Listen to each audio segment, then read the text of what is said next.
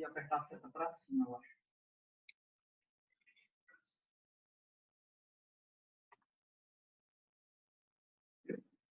Pronto, tu deixa aí, eu não pede para não mexer em mais nada. Bota na tomada, vê se o computador. Deixa eu ver, porque senão vai descarregar rápido. You are recording in this moment, Mariana. I can see the sign of the record. Ok. Ah, não chego já. Teleflex, Brasil. Estou aqui hoje com o Cássio, que é nosso convidado, e para falar um pouquinho desse tema, o Cássio é farmacêutico, ele vai se apresentar. Então, como eu expliquei para vocês a dinâmica, ele vai abordar o tema, eu pedi, a gente conversou bastante sobre o que seria, o que a gente ia conversar, o que a gente ia dividir sobre incompatibilidade em acessos vasculares. Qualquer dúvida, as dúvidas vão ser respondidas no final, vocês têm uma aba aí, que é um chat, vocês podem mandar a dúvida lá e elas vão ser respondidas por ordem no final da apresentação, ok? Eu gostaria de pedir uma gentileza de todos deixarem, por favor, o microfone no mudo, para não ter nenhum problema de interferência, tá? Quero muito agradecer o Juan. Juan é nossa pessoa de Clinical Medical Affairs, por todo o apoio, por toda a ajuda para que esse webinar acontecesse. Espero que todos aproveitem. O Cássio, ele tem muita bagagem, ele tem experiência na prática clínica, que foi, assim, uma das peças fundamentais que eu busquei quando procurei alguém para fazer esse tipo de apresentação, ok? Então, boa noite, aproveitem e no final eu volto para a gente responder as perguntas. Boa noite a todos os presentes, né, a todos e todas. A gente vai dar início à nossa aula de hoje. Primeiramente, eu gostaria de agradecer a pessoa de Mariana, né, e a Teleflex pelo convite, pela confiança de estar apresentando essa temática, que é uma temática que, até certo ponto, pelo menos na minha percepção, é um tema muito pouco discutido, a gente discute muito pouco, é muito pobre. Na própria universidade, a gente vê esse conteúdo de forma insuficiente, né? Então, é interessante que a gente sempre esteja construindo e discutindo, debatendo sobre as incompatibilidades. E, no geral, em relação às interações medicamentosas, elas são bem mais danosas e bem mais recorrentes em serviços de saúde, em serviços hospitalares. Para, Theo, para. Mas, gente, Para. Gente, o microfone no mudo, por favor. então, a gente vai discutir um pouco a análise dos impactos clínicos, financeiros e como é que é a gestão, o manejo terapêutico desses problemas, e, ao longo da apresentação, nós vamos estar fazendo dando alguns exemplos de casos práticos vivenciados durante a minha pequena experiência no meio hospitalar.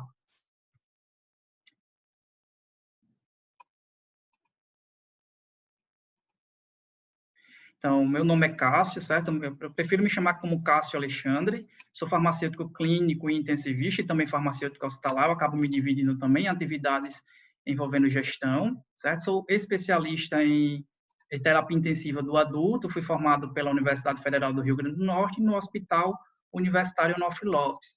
Eu também tenho especialização em saúde baseada em evidências pelo Instituto Sírio-Libanês de Ensino e Pesquisa, além de ser associado da AMIB e SBRAF, e atualmente sou farmacêutico da Casa de Saúde São Lucas e Hospital do Coração de Natal, ambas aqui na cidade.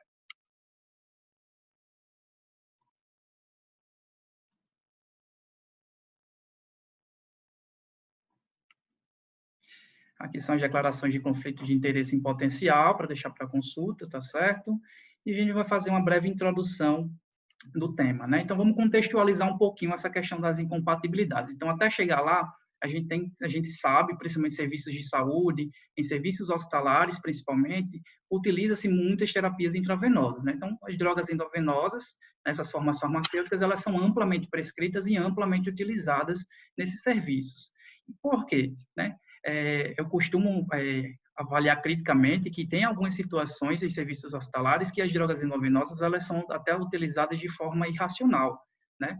Mas isso é uma questão que envolve a avaliação de necessidade e, principalmente, a racionalização terapêutica, que não é o nosso foco na discussão de hoje. Mas o que se sabe elas são amplamente prescritas nesses serviços. Por quê? a gente tem situações onde o prescritor vai necessitar de... a gente tem que considerar que em serviços hospitalares, principalmente, a gente tem condições de urgência e emergência que exigem rápido manejo terapêutico e, principalmente, a escolha dos medicamentos que vão fazer parte desse manejo, eles necessitam de um rápido início de ação. Então, a gente precisa de medicamentos que estejam 100% biodisponível, de forma rápida, para conseguir reverter quadros adversos nesses ambientes. Então, é um dos motivos que levam os prescritores, nesses serviços, a prescrever prioritariamente as drogas endovenosas. Além disso, nós temos algumas condições clínicas que envolvem o paciente que pode causar a impossibilidade de terapias por outras vias de administração. Então, por exemplo, a gente tem um paciente que ele está impossibilitado de fazer a terapia por via oral quando a gente tem esse paciente em situação de sedação, inconsciente, é um paciente que está em uso de drogas vasopressoras, é um paciente que tem alguma obstrução no trato gastrointestinal. Então, são condições que vai limitar a possibilidade de fazer uma terapia por via oral, e aí a gente vai optar por uma via ou qualquer outra via, e a gente entra com a terapia intravenosa em geral, né? Além disso, eu tenho condições, por exemplo, que eu poderia fazer uma terapia por via intramuscular, por via subcutânea, no entanto, eu posso ter condições como a plaquetopenia, o uso de drogas vasopressoras que vai impedir uma absorção adequada desse medicamento, e aí eu vou optar realmente por uma terapia intravenosa. Então, como a gente viu aqui, são algumas condições que opta-se por utilizar drogas endovenosas nesses pacientes, certo? Além disso, né, tudo isso que eu considerei aqui até agora, associado à politerapia medicamentosa nesses serviços, o que a gente vai ter? Vai ter um problema chamado incompatibilidade de medicamentos, certo? Então, um problema real, comum, bastante presente em serviços hospitalares e que, no geral, passa desapercebido por diversos profissionais que atuam nessa área. Então, conceitualizando. Então, a gente primeiro aqui vai tentar quebrar a ideia de que incompatibilidade e interação são a mesma coisa, né? Então, a incompatibilidade medicamentosa, ela se caracteriza como um evento adverso. Por quê? Eu consigo identificar, eu consigo prevenir e eu consigo realizar manejo para que ela não ocorra. Então, ela é um evento adverso. Então, o evento adverso a gente tem como prevenir. Então, ela é uma reação indesejável, certo? Que ocorre in vitro. E aqui, a gente vai ter a primeira diferenciação. A incompatibilidade, de fato, ela é uma interação entre duas substâncias que vão interagir entre si e vão incompatibilizar. No entanto, a incompatibilidade, ela ocorre in vitro, é um processo anterior à chegada desses medicamentos à corrente sanguínea, certo? Enquanto as interações medicamentosas, elas ocorrem em vivo, isso, ou seja, os medicamentos já vão estar biodisponíveis, esses medicamentos já vão estar atuando nos seus receptores e seus tecidos, e dentro do organismo do paciente eles vão interagir e vai ter alguma repercussão clínica. Então, a gente não pode confundir incompatibilidade com interação, porque são coisas totalmente diferentes, certo? Essas incompatibilidades, elas ocorrem entre um medicamento e outro. Aqui eu exemplifico uma incompatibilidade entre fenitoína e dobutamina. Pode ocorrer entre um diluente ou sua solução reconstituinte. A gente tem um clássico, que é a anfotericina com cloreto de sódio. A gente tem a cristalização dessa anfotericina, precipitação. E, às vezes, essa incompatibilidade, ela ocorre com o precipitativo do medicamento mesmo, com o recipiente na qual ele está sendo utilizado. Eu posso exemplificar aqui na área de oncologia o Taxol com materiais contendo PVC, onde você vai ter uma incompatibilização e um prejuízo da resposta terapêutica desse medicamento.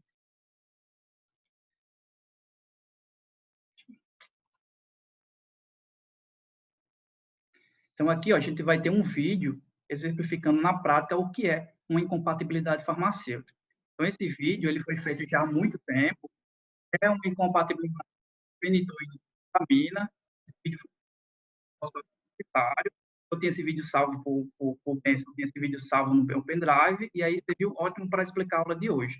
Então, isso aqui é uma incompatibilidade farmacêutica, é uma incompatibilidade que ocorre de forma imediata. Eu tenho aí uma total cristalização dos princípios ativos, e esse medicamento já não me serve, não vai funcionar, né? E ainda traz riscos para o paciente.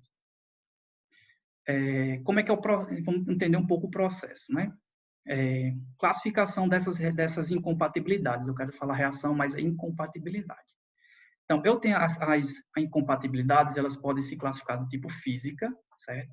Essas incompatibilidades físicas, no geral, elas são mais facilmente identificáveis, porque você consegue visualizar, a equipe, no geral, consegue visualizar. É uma precipitação, é uma cristalização, que foi o que a gente viu no vídeo anterior, é um processo de alteração de coloração que chama atenção, e isso vai fazer com que a equipe olhe com um pouco mais cuidado para saber o que está acontecendo naquela solução, né? Processos de adsorção.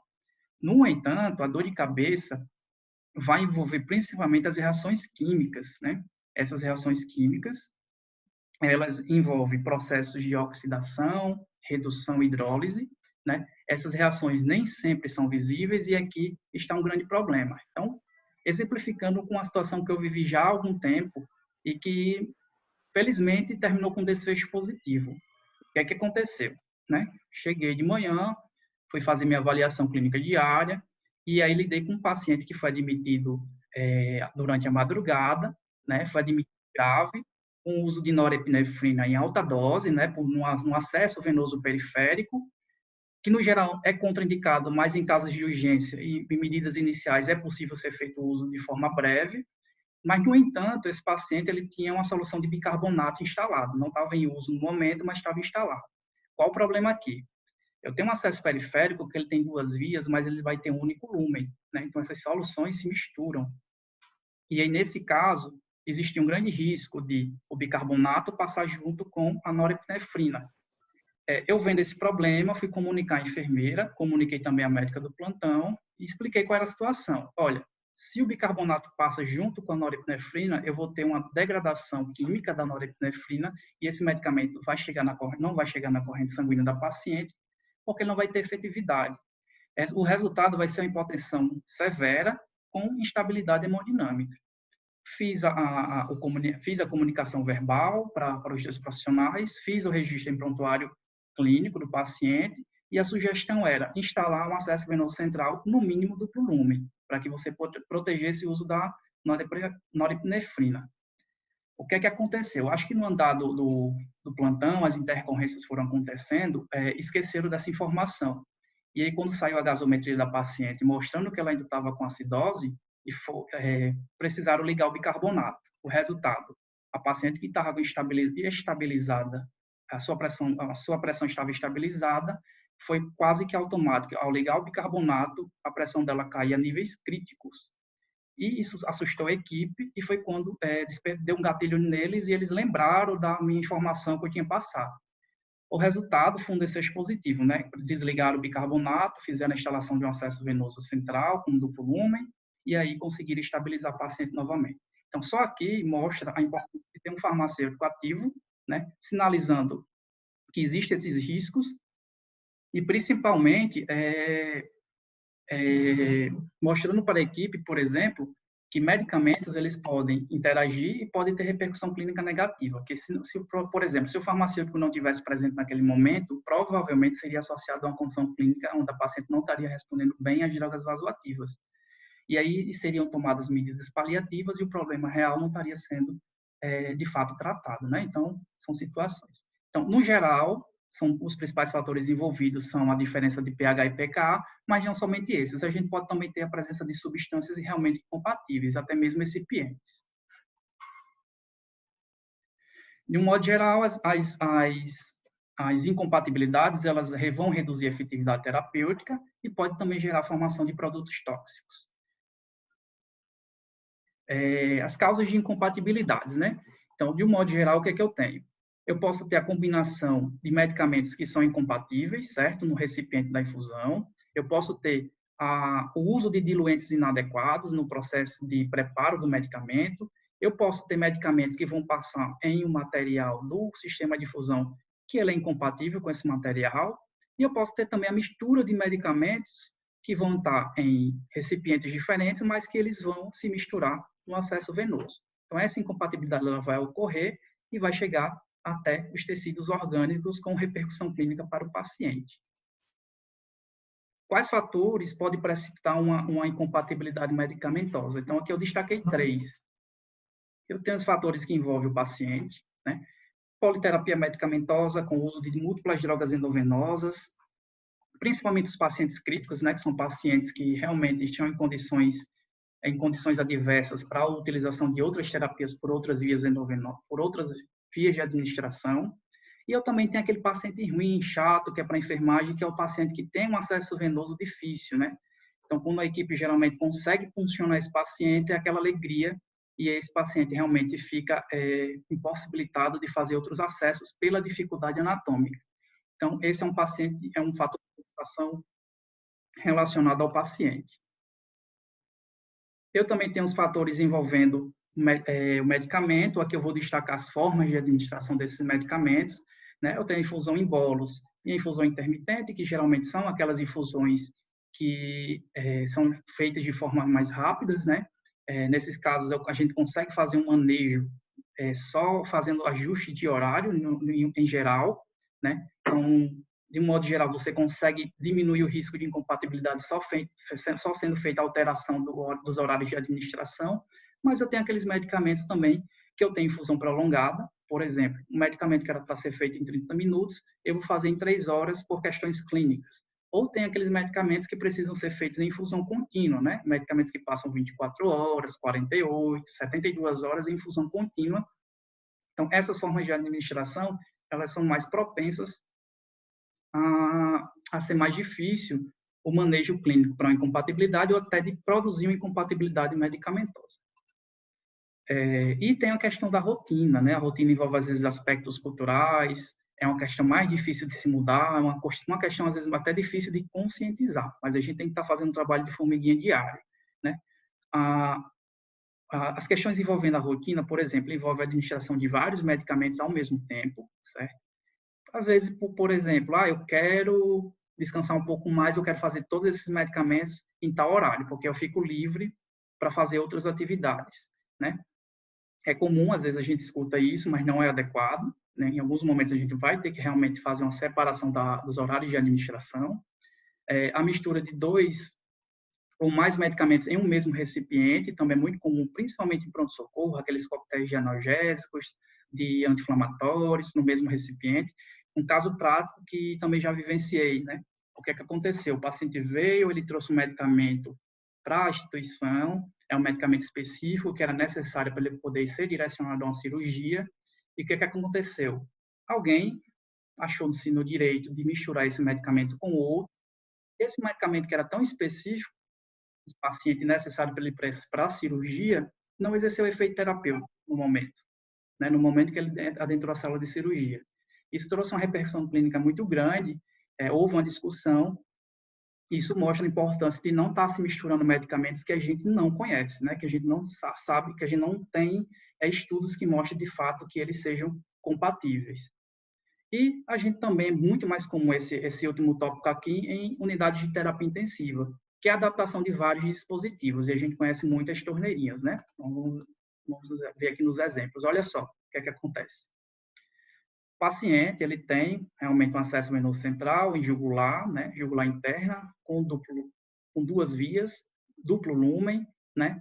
E aqui, o que é que a equipe priorizou? O uso de um acesso venoso ficou praticamente para uma droga fotossensível, né, que é uma equipe fotossensível.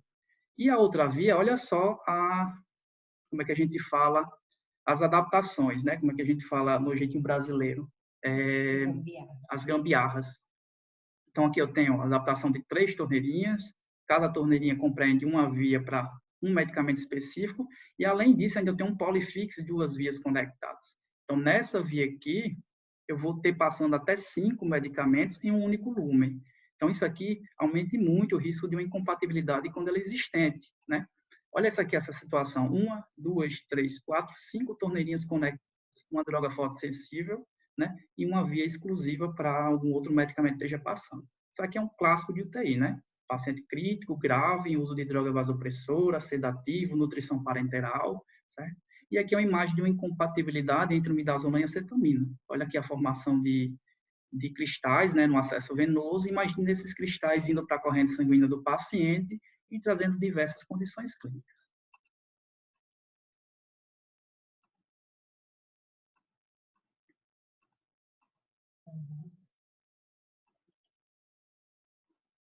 Olha só, aqui é um estudo que foi feito de incompatibilidades em unidade de terapia intensiva de um hospital universitário, certo? O que é que eles acharam? Pacientes de cuidados intensivos, eles estão mais sujeitos ao risco a ter problemas relacionados às incompatibilidades. Por quê?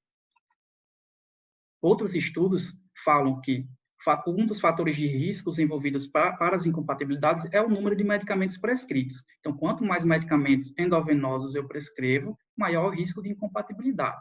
E paciente de cuidado intensivo geralmente usa muita droga endovenosa. Então, são informações que se correlacionam, certo? Então, de um modo geral, esses estudos apontam que quanto mais medicamentos endovenosos prescritos, maior risco para incompatibilidade. E como é que a gente resolve esse problema?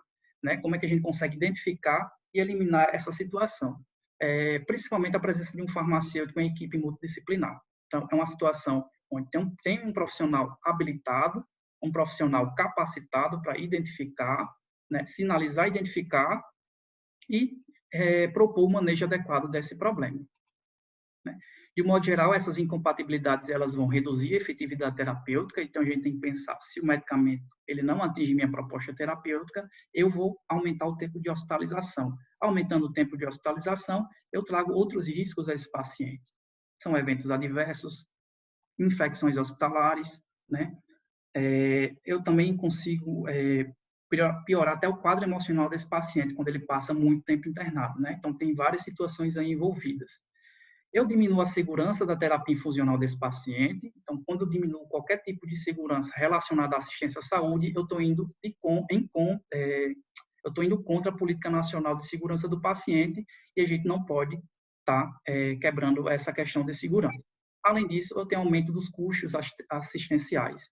Então, num contexto de SUS, quando você desperdiça recurso, esse recurso poderia estar sendo aplicado em uma outra área, né? Em um contexto de saúde privada, em hospitais que trabalham com convênios no formato de pacote, você está aumentando os custos e, teoricamente, se a gente for pensar, o hospital vai estar arcando com esses custos para poder prestar a mesma assistência. Então, é tudo que não se deseja. Esse aqui é um estudo de um grupo francês, certo? Que eles avaliaram a presença de partículas em drogas em soluções injetáveis, certo? E avaliou os riscos nos pacientes. O que é que eles avaliaram? As infusões intravenosas, como eu já falei, elas são extremamente utilizadas em enfermarias clínicas, né? Isso expõe os pacientes a risco de ser contaminados por partículas, bem como o risco desses pacientes sofrerem eventos adversos por presença de incompatibilidades medicamentosas. E, no entanto, é importante prevenir esses pacientes desses problemas, certo? Então, a gente tem estudo na área, tem estudo mostrando a relevância desse problema e a gente precisa discutir um pouco mais isso. Esses autores, eles mostram alguns problemas que podem ocorrer fruto da presença de partículas, né? Seja por incompatibilidade ou seja por má utilização no processo de preparo. A obstrução do catéter venoso, né? Isso é ruim para o paciente, né? Tem que ser furado novamente. Se for aquele paciente com acesso ruim, né? A dificuldade de não conseguir um novo acesso, um novo posicionamento, é um gasto a mais. Risco de flebite, tromboflebite. E olha esse termo aqui que a gente está usando agora, SIS, né? Que significa Síndrome da Resposta Inflamatória Sistêmica. Você tem uma resposta inflamatória generalizada pelo organismo, certo? E esse termo aqui era bastante utilizado até pouco tempo para definir uma condição chamada sepse, né? Onde você tem uma condição aqui de uma resposta inflamatória generalizada, né? Até mesmo com falência multiorgânica, e é uma condição que, olha só, uma incompatibilidade pode induzir um erro diagnóstico para a equipe, né? E você iniciar realmente uma medida terapêutica que é paliativa, que não vai solucionar, quando, na verdade, o problema está envolvido no processo de uso do medicamento. Esse gráfico aqui, o que é que ele me diz, né? As incompatibilidades, elas podem trazer algumas situações clínicas, desde com a severidade baixa, né? Onde praticamente eu não vou ter nenhuma complicação para o paciente, eu não vou ter impactos para a questão de hospitalização desse paciente e também não vou ter praticamente impactos no custo da assistência hospitalar, né? Então, algumas reações que são consideradas com severidade baixa, né? Uma vermelhidão local, alguma reação físico-química, uma flebite. Então, praticamente, olha, eu não tenho impactos clínicos, não tenho impactos de hospitalização, nem impactos financeiros. No entanto, à medida que essa severidade ela vai aumentando, né, eu vou aumentando também a extensão do meu tratamento, né, a complexidade do tratamento para esse paciente, e também eu vou aumentando o tempo de hospitalização dele. Olha só, né, numa situação de uma gravidade mais alta, de um evento adverso desencadeado por uma incompatibilidade, eu posso aumentar aqui o tempo de permanência desse paciente no UTI até 39 dias, e numa enfermaria de até 30 dias. Você somando isso aí, dá quase 3 meses de internação. Então, é muito tempo, né? Aumenta a complexidade de tratamento desse paciente, porque ele tem condições clínicas mais adversas. Isso pode levar, por exemplo, a um gasto de até 56 mil euros a mais do previsto. Se a gente for cotar colocar na cotação do real hoje, dá em torno de 400 mil reais a mais para tratar esse paciente vítima de uma incompatibilidade que não foi identificada, não foi feito manejo.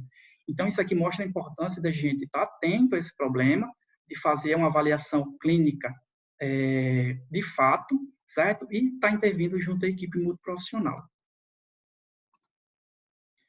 Olha, esse tema é tão importante que ele está presente até em resoluções da Anvisa. Essa RDC aqui, número 45 de 2003, ela dispõe sobre o regulamento técnico de boas práticas de utilização de soluções parenterais, e no anexo 2, salvo engano, isso mesmo, no anexo 2, ela fala que a preparação de uma solução parenteral ela deve seguir uma prescrição médica, mas, no entanto, ela tem que ser precedida por uma avaliação minuciosa do farmacêutico, da compatibilidade física e química e das interações medicamentosas que podem ocorrer de seus componentes. Ou seja, nós temos respaldo técnico de legislação que orienta que essa avaliação ela não deve ser esquecida. Então, a gente tem que executar ela diariamente, certo?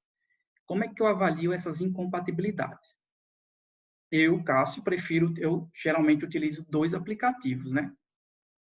Primeiramente, eu tenho esse aqui que é o Stabilis, ele é um aplicativo europeu. Vocês conseguem acessar ele utilizando esse sitezinho aqui embaixo. Ó. E esse aplicativo aqui ele é gratuito, isso aqui é o bom dele, certo? Então, vou entrar no Stabilis, vou aqui em tabela de incompatibilidades, aqui no cantinho, certo? E aqui eu vou adicionando os medicamentos que eu quero fazer a pesquisa de incompatibilidade. Vou adicionando no mais e, ao final, vou confirmar a entrada. O resultado é essa tabelazinha aqui, certo? Onde ele vai comparar medicamento A com medicamento B, C, D. E os quadrantes que estão em vermelho são as drogas incompatíveis. Qual é a limitação do Stabilis? Ele não consegue me mostrar de forma detalhada, de forma mais minuciosa, como foram feitos esses estudos. Então, ele só mostra um quadrante vermelho e que as drogas são incompatíveis. Isso me dá uma limitação de informação. No entanto, eu prefiro utilizar o Micromedics. O Micromedics vocês conseguem acessar utilizando o portal periódico CAPS. Lá no sistema CAF, vocês conseguem selecionar a universidade que vocês atuaram, e aí, utilizando o log da instituição, né, o log institucional que vocês utilizavam durante a universidade, vocês conseguem chegar a esse aplicativo. Então, como é que a gente faz? O mesmo processo que faz no Stabilis, você consegue selecionar as drogas que você quer fazer a pesquisa de incompatibilidade, e os resultados podem ser variável, uma incompatibilidade variável, que é quando eu tenho drogas que, a depender da concentração, a depender do diluente, das condições de estudo, eu posso ter ele como compatível ou incompatível. Eu tenho drogas que são compatíveis e tenho drogas incompatíveis. Além disso, existem as incompatibilidades que não chegam a ser incompatibilidades, mas são combinações que não têm estudos que respaldem o uso das 2 drogas em um mesmo acesso, em uma mesma solução, né? Aqui eu não consegui encontrar exemplos. Então, olha só como o Micromedics ele é mais específico. Então, eu tenho aqui uma incompatibilidade entre dobutamina e midazolam. Em que condição? Em uma concentração específica das 2 drogas, com diluentes específicos das 2 drogas, em uma condição X de estudo, onde o resultado foi que as drogas foram incompatíveis. Em quanto tempo? Em 8 horas. Então, aqui já me serve para refletir essa incompatibilidade no meu contexto clínico, ela vai de fato acontecer? Porque, olha só, eu preciso de 8 horas para que se venha desenvolver a presença de partículas, né? Então, o Micromedics ele consegue me dar essa análise para refletir de forma crítica. Olha só aí mais embaixo. Numa concentração de 4 mg por ml de dobuta e numa concentração de 1 mg por ml de midazolam, essa incompatibilidade já não mais existe, certo? Aqui é diferente. Uma incompatibilidade entre dobuta e fenitoína, que foi o que eu mostrei para vocês em vídeo, as drogas elas foram incompatíveis e a prestação foi praticamente imediata. Então, essa interação aqui, essa incompatibilidade, no caso, ela vai ocorrer assim que eu misturar as soluções. Então, nesse caso, ela é aplicável à minha prática clínica. O que é mais importante na análise de incompatibilidades? Eu preciso, primeiro, eu não posso abrir mão disso, é garantir a segurança da terapia funcional, certo? Eu tenho que estar garantindo a segurança para o meu paciente e eu tenho que garantir a segurança do meu processo de uso de medicamentos. E o ponto fundamental é não limitar a possibilidade de novas terapias medicamentosas. Às vezes o paciente ele necessita, então a gente tem que sentar, tem que analisar de forma crítica cada problema identificado. Então, nessa avaliação das incompatibilidades, o que é interessante saber, o que é importante, a gente tem que entender que os cuidados eles são dinâmicos, certo? Então, estamos sempre em constante mudança, assim como na nossa vida pessoal, os cuidados eles mudam ao longo do tempo, as informações elas não são absolutas, a gente percebeu muito isso agora no período de pandemia de Covid, né? A gente iniciou uma pandemia que a gente não sabia de quase nada, e hoje a gente já tem mais informações do que a gente tinha, por exemplo, há 3 meses atrás, há 4 meses atrás. Então, as informações elas não são absolutas e, por isso, é muito importante ficar atento que uma hipótese que sustenta uma tese hoje, ela pode mudar amanhã. Então, essas informações elas são estáveis. A gente precisa também estar atento às condições de interpretação do teste, né, de como foi feita essas análises, para avaliar se os estudos eles são aplicáveis à nossa rotina diária, à nossa prática clínica. É muito importante essa questão. Pronto. Diante de uma incompatibilidade, o que é que a gente pode fazer, certo? Então, a gente pode pensar num ajuste no horário de administração.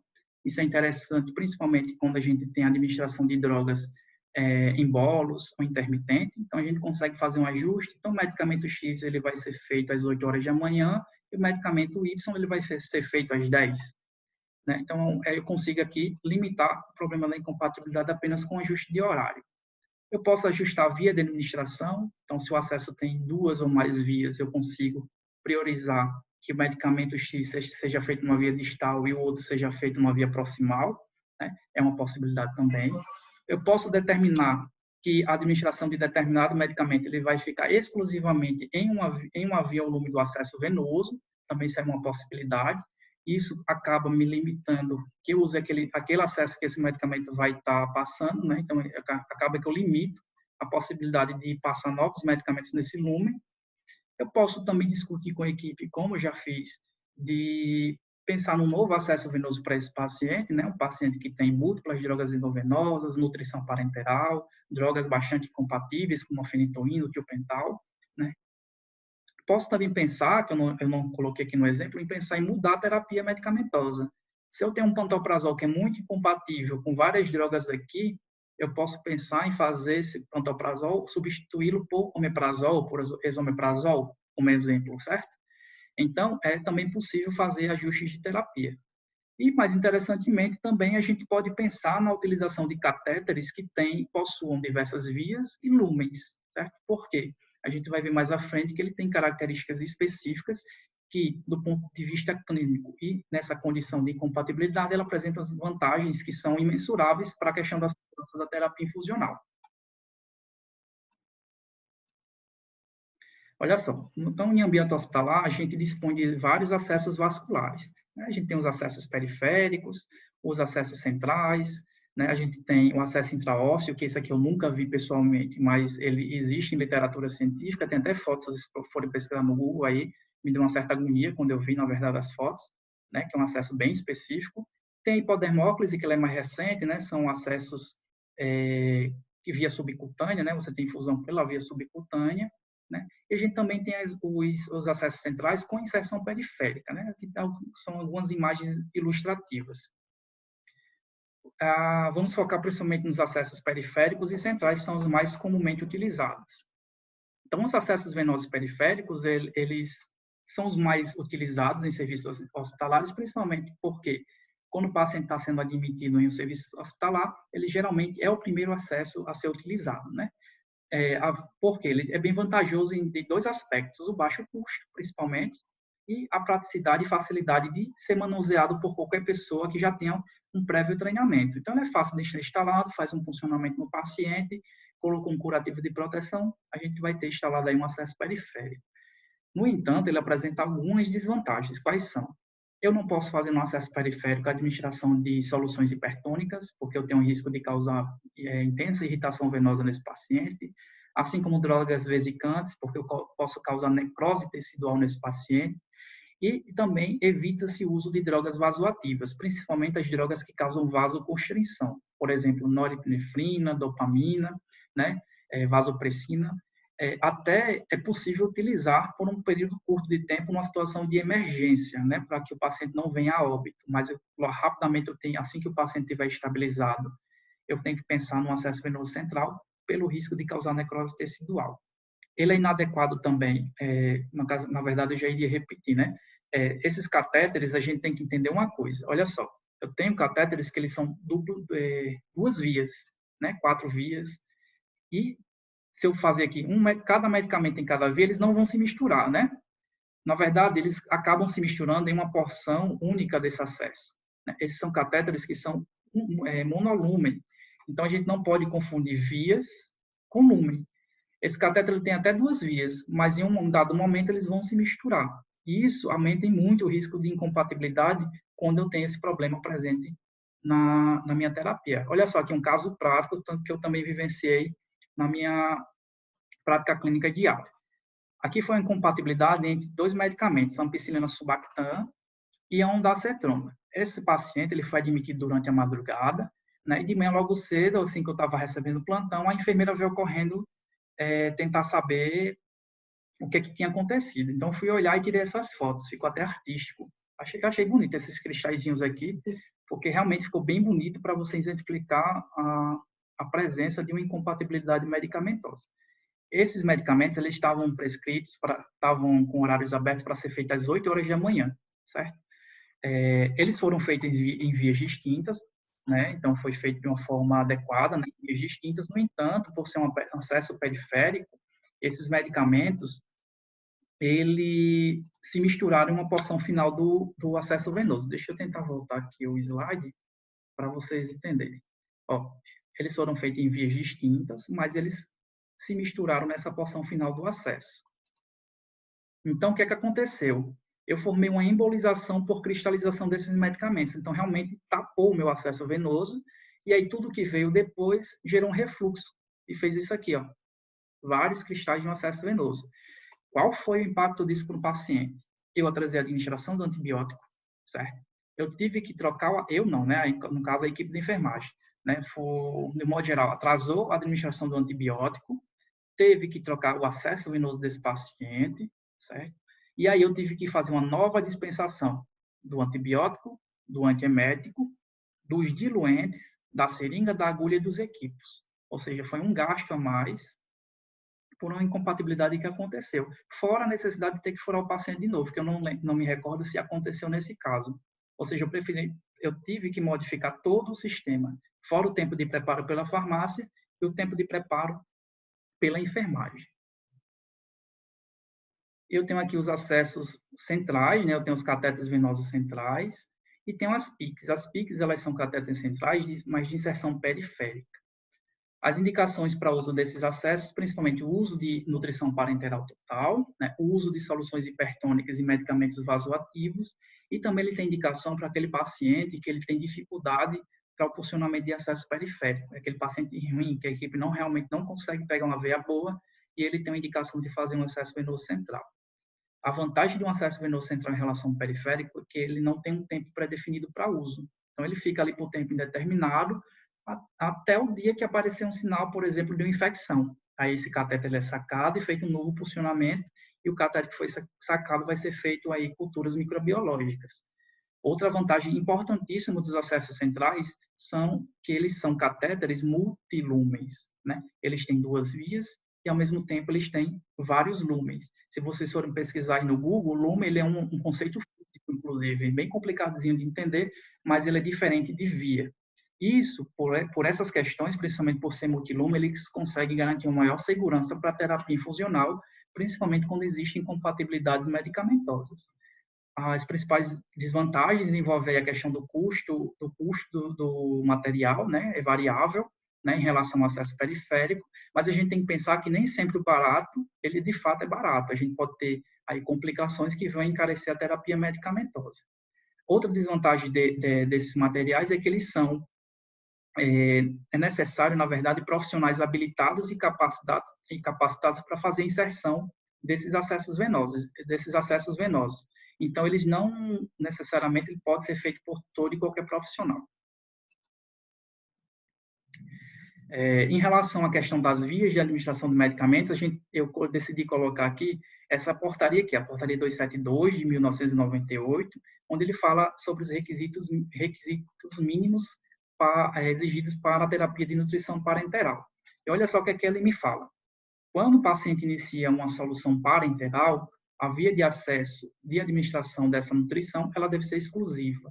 Então, imagina aí, um paciente com acesso venoso central, que tem apenas 2 vias e inicia um NPT, uma via daquela vai ser exclusivamente para a administração da nutrição parenteral. Ou seja, vai me restar apenas uma via para administrar todo o resto da terapia desse paciente, né? Todo o resto da terapia medicamentosa que for necessário para ele. Então, isso aumenta muito o meu risco de induzir incompatibilidade medicamentosa quando ela é presente. Eu não vou ter possibilidade de fazer manejo terapêutico a depender do tipo de administração, da forma de administração desses medicamentos. Então, olha só. Catéter monolumen, duplo lumen, triplo lumen, 4 lumens, já vi também de 5 lumens, certo? E qual o diferencial deles em relação aos acessos periféricos? Eles não se misturam a partir do duplo lumen. Então, você tem barreiras específicas que não permitem que as soluções que aqui passem, eles se misturem. Então, eu consigo fazer a administração de 3 medicamentos, 4 medicamentos, 2 medicamentos, sem que elas se misturem. Então, se eu tenho 2 drogas incompatíveis aqui, elas não vão se misturar e elas vão chegar de forma segura para o meu paciente. Eu não vou ter um processo de cristalização com embolização do acesso, eu não vou ter o entupimento dessa via, né? Porque aqui eu consigo limitar esse problema. Então, olha só a vantagem de a gente utilizar acessos com 3, 4 lumens, por exemplo, no contexto de um paciente com NPT, né? Me restam 2 vias. Se eu for fazer com 4 lumens, me restam 3 vias para fazer o restante da terapia medicamentosa. E se eu tiver incompatibilidade, ainda tenho possibilidade de manejo em outras vias desse acesso venoso. Então, olha só que interessante isso, né? Então, a gente precisa pensar nisso. Via é diferente de lumen. Lumen é isso aqui. Eu não consigo misturar esses medicamentos. Isso me traz uma maior segurança para o processo de administração de medicamentos. Então, esses catéteres multilumen, de um modo geral, eles conseguem otimizar a terapia intravenosa, porque ele reduz o risco de incompatibilidades. Reduzir o risco de incompatibilidades é prevenir eventos adversos, aumenta a segurança da terapia infusional e, principalmente, reduz os custos associados aos eventos adversos advindos de uma incompatibilidade medicamentosa. Então, a gente tem que pensar, paciente crítico com múltiplas drogas vasoativas, sedação, NPT, né, e outras drogas para tratamento, por exemplo, uma sepsia, eu vou precisar de antibióticos, qual é o catéter ideal que eu tenho que utilizar nesse paciente, né? Então, é interessante que a gente pense na utilização de acessos venosos com múltiplos lumens, pensando na questão de segurança para o paciente, principalmente, né? A gente tem que estar em consonância com a Política Nacional de Segurança do Paciente. Tenho colegas na área de farmácia, na área farmacêutica, quando eu passei pelo Hospital Universitário Walter Cantib durante a residência, o preceptor ele defendia muito o uso de que os pacientes utilizassem acessos venosos, no mínimo duplo ou triplo lumen, pensando na questão de incompatibilidade, que é muito alta em UTI. Né? Então, a gente tem que refletir um pouco nisso. Aqui são imagens que mostram esses mesmos acessos, esses mesmos catéteres, com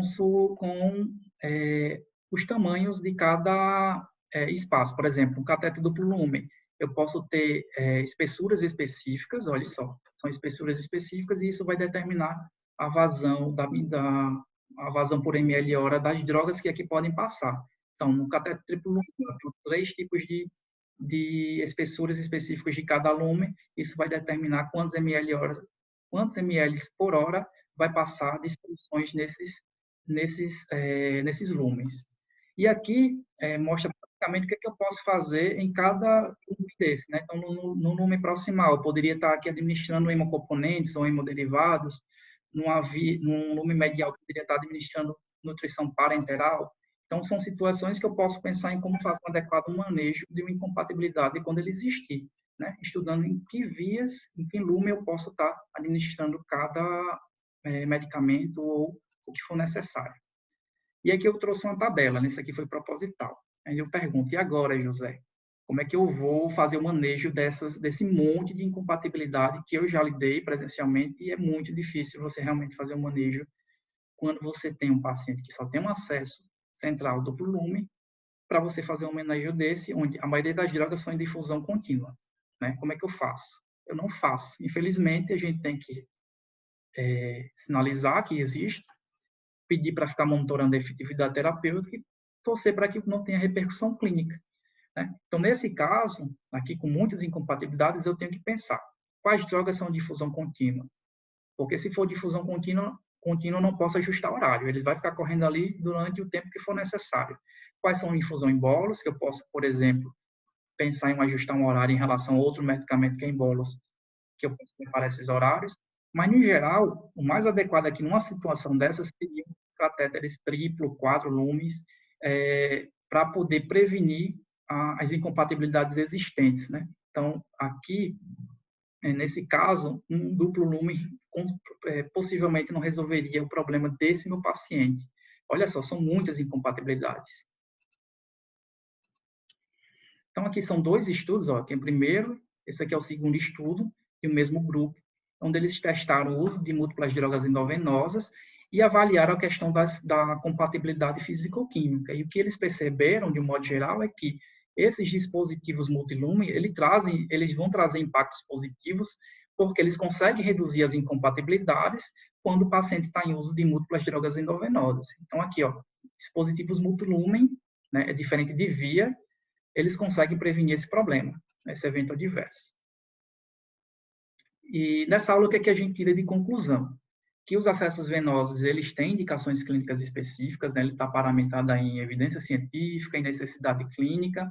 Ela deve ser escolhida baseada em terapia clínica e em farmacoterapia, né? Eu não posso também chegar e já de cara colocar um acesso venoso central triplo lume num paciente que ele não precisa, não tem necessidade, e às vezes é um paciente que tem droga endovenosa em bolos. Eu consigo fazer um manejo adequado desse paciente. Esse paciente não está usando droga vasoativa, não está usando soluções hipertônicas, então um acesso venoso periférico ali é adequado para ele. É diferente de um paciente crítico de UTI, que às vezes está com NPT, tem nora, tem vasopressina, tem fentanil, tem midazolam, tem outros medicamentos aí que pode realmente necessitar o uso de um acesso venoso central com múltiplos lumes. Então, a utilização desses acessos com várias vias e multilumes, ela é um instrumento bastante importante e interessante para a gente pensar em fazer manejo de incompatibilidades medicamentosas. E quando a gente pensa nisso, em questão de evitar incompatibilidade, a gente está pensando em garantir a segurança da terapia infusional. Isso é bastante importante porque a gente consegue reduzir eventos adversos, né? Então, reduzir eventos adversos é reduzir custos desnecessários, é reduzir tempo de hospitalização, é melhorar a qualidade da assistência prestada ao nosso paciente, certo?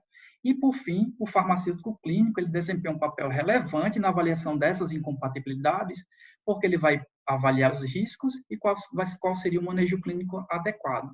E, baseado em prática clínica, o que eu posso afirmar? O farmacêutico é um contraponto para esse problema.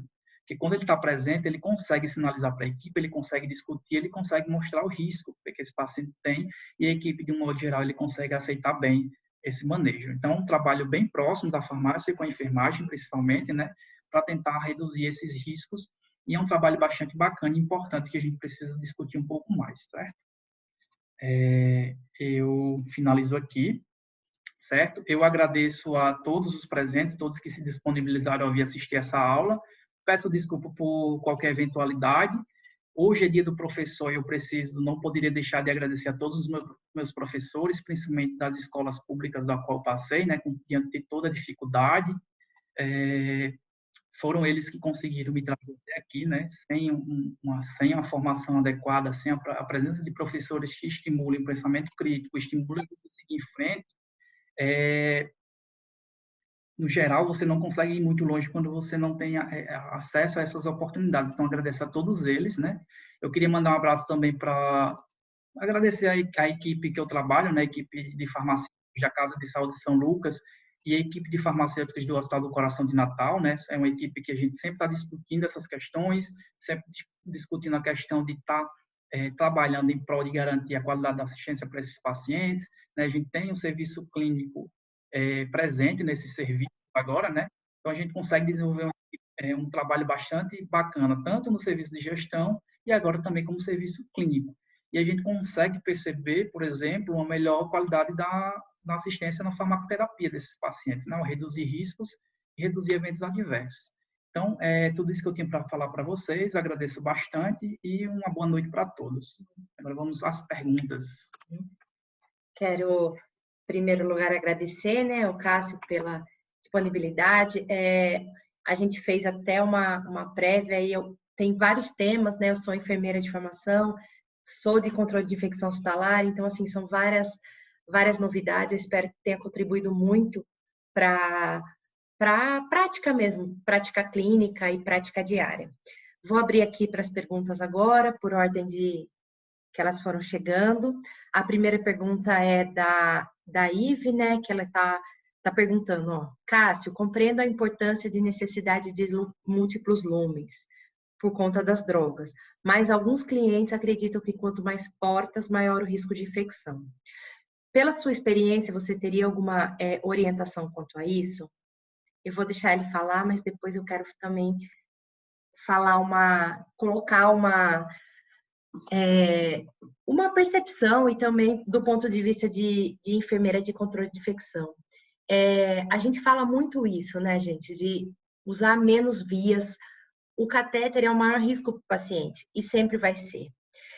O que a gente precisa? Ele falou várias vezes durante a aula. A gente precisa ter planejamento, né? Planejamento da clínica, manejo da terapia. Então, eu não vou colocar um paciente, ele falou agora também, repetiu isso, eu não vou colocar, o paciente chegou, vou colocar um catéter de 4 lumens nele. Não é isso. Eu vou avaliar e ver o tipo de drogas que ele precisa. E sempre eu volto essa pergunta para as pessoas, né? O risco é menor de eu ter um catéter com as vias adequadas ou aquela foto que vocês viram na apresentação. Um paciente com um catéter de duplo lumen, uma via exclusiva para NPT e a outra toda misturada de torneiras. Se a gente tem tempo de troca dessas torneiras, como isso é controlado, né? Então, assim, eu acho que eu vou deixar ele falar agora, mas na nossa experiência, nós queremos o quê? Otimizar o cuidado ao paciente. Então, a gente fala muito de segurança, né? Então, assim, avalie o que o paciente vai precisar. Eu falo sempre, o paciente em terapia intensiva, gente, ele vai ter droga vasoativa. Ele vai estar sedado, ele vai precisar. Então, assim, analisem o que vai ser necessário para esse paciente. Porque muitas vezes um duplo lumen não é suficiente, entendeu? Cássio, qual a sua experiência em relação a isso? Assim, é uma pergunta bem pertinente da colega, mas a gente tem que pensar no seguinte. Qual é a prevalência de infecção desses catéteres em nosso serviço? Será que só a questão de haver várias vias ele é um risco maior para a infecção ou está relacionado ao processo de cuidado desse catéter venoso pela equipe? Então, são situações que devem ser avaliadas com cautela. O que é mais arriscado para esse paciente? O risco de uma incompatibilidade, que eu tenho uma repercussão clínica, que inclusive eu posso induzir um erro diagnóstico, ou uma infecção por um erro de cuidado, onde eu posso fazer uma correção com um processo educacional mais perto da equipe, né? Com a equipe de educação continuada, com a equipe de CCIH presente. Então, a gente tem que avaliar essas questões. Como a Mariana já explicou e como eu coloquei também em aula, a gente tem que avaliar cada paciente, né? Cada critério. Então, são algumas situações específicas. Obviamente, o paciente que ele venha a estabilizar e ele venha a reduzir o número de drogas utilizadas, a gente pode pensar em, por exemplo, readaptar esse acesso venoso dele, né? Baseado em experiência clínica nos serviços em que atuo, o índice de infecção de catéter é muito baixo. Isso está relacionado principalmente aos cuidados prestados aos pacientes, né? Então, a gente tem que pensar também nesses aspectos específicos. Mais alguma pergunta? Tem uma outra pergunta aqui, do Heron. Sem uma instituição como essa, cheia de situação como essa, cheia de incompatibilidades, houverem também interações, como se procede? Vamos lá, Heron. Como eu deixei bem explicado lá em um dos primeiros slides, a incompatibilidade ela é diferente da interação medicamentosa propriamente dita. Incompatibilidade medicamentosa ela não deixa de ser uma interação. No entanto, a incompatibilidade ela ocorre in vitro. Ela vai ocorrer lá quando a gente mistura duas soluções de um mesmo soro fisiológico, quando quando esses dois medicamentos eles se misturam no acesso venoso. A interação não. A interação ela vai ocorrer, a interação medicamentosa, se eu não estou entendendo enganado a sua pergunta, ela ocorre quando os medicamentos estão na corrente sanguínea. Então, essas interações medicamentosas que você fala, a gente tem que fazer também uma avaliação criteriosa, mas a gente tem que pensar se ela vai trazer alguma repercussão clínica para o paciente. O que eu posso afirmar, baseado em estudos entre interação e incompatibilidade, é que incompatibilidade, ela de fato acontece e ela é prejudicial para o paciente. As interações medicamentosas, se você for pegar estudos científicos, se questiona muito o quanto é importante intervir nelas, a depender da gravidade clínica, da relevância dos estudos que mostram que essa interação acontece. Então, a gente tem que avaliar. Incompatibilidade, eu lhe digo, acontece. Ela acontece e traz prejuízos. As interações, nem sempre elas acontecem. E, de um modo geral, as interações você consegue fazer um monitoramento desse paciente mais próximo. E aí, numa evidência de uma eventualidade adversa, quando você exclui outros critérios clínicos, você pode pensar numa interação medicamentosa, né? Então, a gente também tem que avaliar esses dois pontos. Interação ela é diferente de incompatibilidade. A interação, a gente nem sempre ele vai acontecer. Isso vai depender de vários outros fatores, mas a incompatibilidade ele acontece e a gente precisa intervir. Obrigada. Espero também que tenha ficado claro. A gente tem muitas pessoas parabenizando, né, o Cássio pela apresentação, e a gente tem mais uma pergunta aqui da Marina. Que ela fala que o paciente de UTI tem alguns hospitais que já tem protocolo de catéter de múltiplos vias, 3 vias. Quando é possível diminuir o número de vias e a necessidade do catéter central? O que você acha em relação a isso? Vamos lá. Em relação ao protocolo de 3 vias, vai depender muito da característica do seu serviço. Eu não posso chegar e dizer assim, um hospital A ele tem que fazer esse protocolo e seguir todos os hospitais daquela localidade, ele vai ter que seguir um protocolo. Primeiro tem que saber qual é o perfil de paciente que eu recebo. É um paciente mais grave, que geralmente já entra com múltiplas drogas endovenosas, ou é um paciente que ele entra na UTI, por exemplo, numa condição de infarto, onde nem sempre o paciente está utilizando drogas endovenosas, né? Então, tem que estudar qual o perfil de meu paciente que chega à instituição.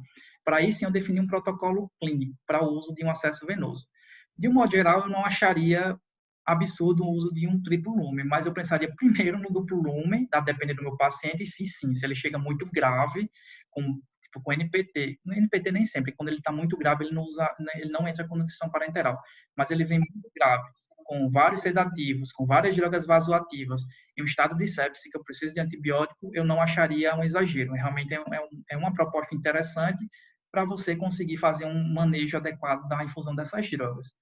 Quando vai ser possível diminuir o número de vias, isso vai depender da resposta do paciente ao longo do tempo, né? Não possa ser que ele vai chegar a uma condição clínica, onde ele vai, ao longo do tempo, diminuir o uso dessas drogas endovenosas, e aí eu vou ter possibilidade, por exemplo, de fazer o desmame da sedação, o desmame de drogas vasoativas, ele vai passar a fazer uma terapia sequencial oral para os medicamentos que ele tem em uso, e aí sim eu posso pensar em reduzir o número de vias, passar para um acesso venoso periférico e, consequentemente, dar seguimento ao tratamento por via oral. Então, vai depender muito da evolução desse paciente, e isso vai ficar muito da questão da efetividade terapêutica do seu tratamento. Obrigada, Cássio. Tem mais uma pergunta aqui, ó, da Jeane. Como você tem manejado as incompatibilidades do pantoprazol versus interações do omeprazol nas substituições em UTI? Uma perguntazinha complicada, viu? Eu não cheguei a pensar nisso, mas assim,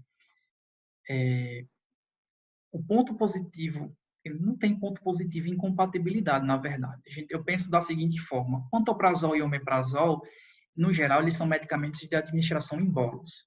A administração em bolos é mais fácil fazer o manejo de uma incompatibilidade. Então, por exemplo, se eu tiver 2 vias com 2 drogas de infusão contínua, em que eu preciso passar o pantoprazol, que é incompatível com essas 2 drogas, ou o omeprazol, o que eu peço? Se for uma droga vasoativa, eu não mexo naquela via.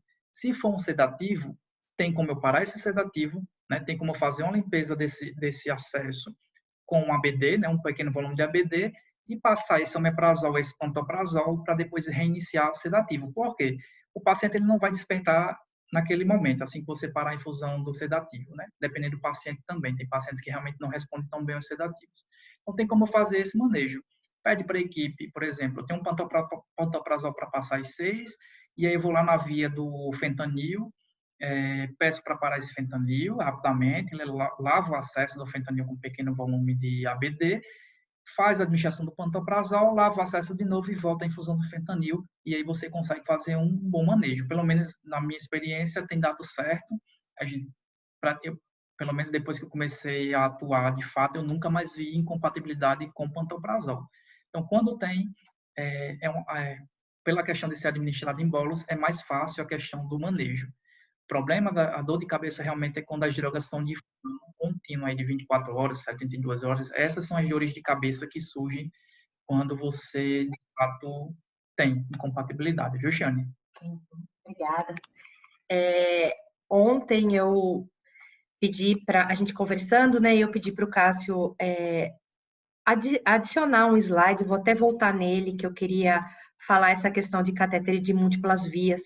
Hoje a gente tem no Brasil catéter de 1 via, 2 vias, 3 vias e 4 vias. E assim, você pode falar assim, nossa, é muito, não sei o quê. Mas o que a gente sempre fala? Manejo clínico. Avalie o seu paciente. O que o seu paciente precisa. Nós, por exemplo, no Brasil, a nossa maior incidência é de catéter duplo lumen.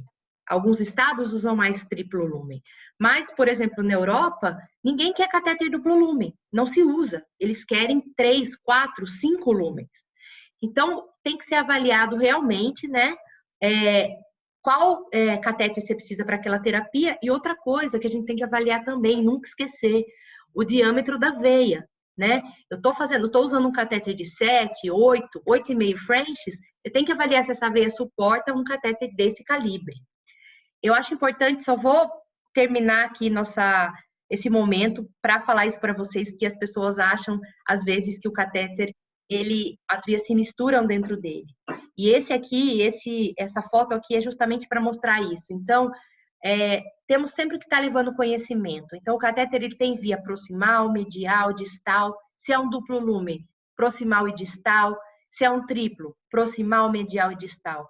A via proximal a via distal é a via mais importante do catéter. Então, se eu precisar fazer uma droga vasoativa, fazer hemoderivado, hemocomponente, medir PVC, sempre vai ser nessa via aqui, ó. Porque é a via mais importante do catéter. Então, levem isso, né? Dividam esse conhecimento. Então, a gente tem muita coisa para falar a respeito do catéter. As pessoas acham, catéter venoso central, ponto. E o que nós queremos cada vez mais é levar esse conhecimento, né? Trazer que tem particularidades no catéter, que vocês podem usar o catéter de maneira melhor, tá? Ele pode proporcionar um melhor uso. Então, aqui, ó, tem via que faz mais fluxo, via que faz menos fluxo. Então, tem todas essas particularidades que podemos ajudar nessa prática clínica, porque é a nossa área de expertise. Deixa eu ver se tem mais alguma pergunta aqui. Só parabéns. Eu queria agradecer muito, Cássio, pela disponibilidade em ter aceitado. Obrigada por estar aqui, né, presente aqui para a gente conseguir fazer esse webinar. Agradecer a todas as pessoas que participaram aqui conosco. E qualquer dúvida, vocês podem entrar em contato. Nós também vamos mandar depois um e-mail de agradecimento e estamos à disposição.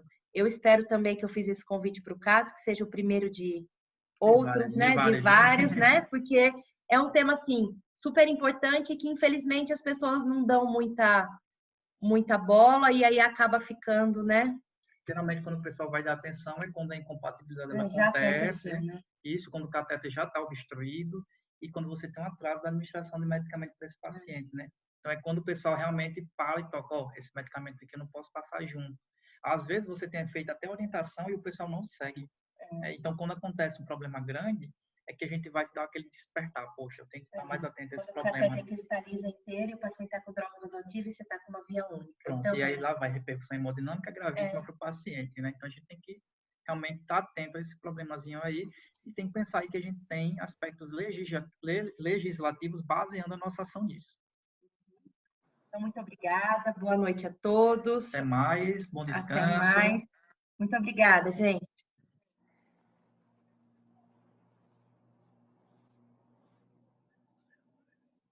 A gente terminou com mais de 70. Muita gente. Uhum.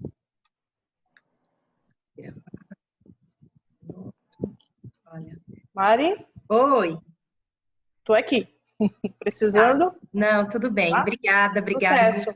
Muito obrigada. Sucesso. Muito obrigada. Parabéns. Obrigada. Parabéns, Cássio. É a Elise que fala. Parabéns. Obrigado, viu, Carmen? Muito obrigado. Até um próximo. Te vejo breve, Cássio. Valeu. Tchau, tchau. Obrigada. Olha.